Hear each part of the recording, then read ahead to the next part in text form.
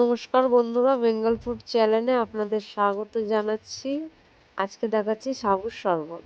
প্রথমে দুধটা চিনি দিয়ে ভালো করে ফুটিয়ে নিচ্ছি।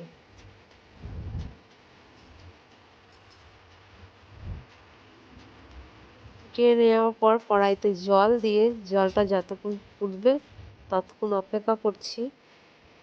ফোটার পরে সাবুদানা দিয়ে ভালো করে ফুটিয়ে নিচ্ছি।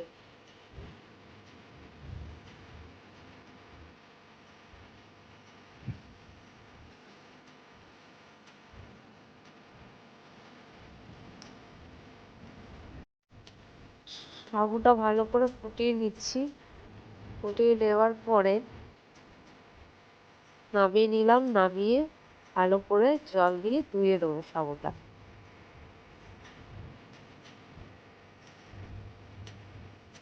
ধুয়ে রাখার পরে আসছি আবার।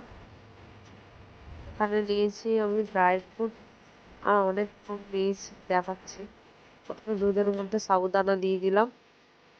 করে রেখেছিলাম যে সাবুদানা, সেটা দেওয়ার পরে তরমুজ দিলাম, আঙুর ফল কুচি, শাকালু, শসা, কলা এবং কপি। তারপরে কিছু কাঠবাদাম কুচিয়ে রেখেছিলাম, সেগুলো দিয়ে দিলাম। এবার লাস্টে বেদানা মিক্স আপ করে তৈরি হয়ে গেল সাবু।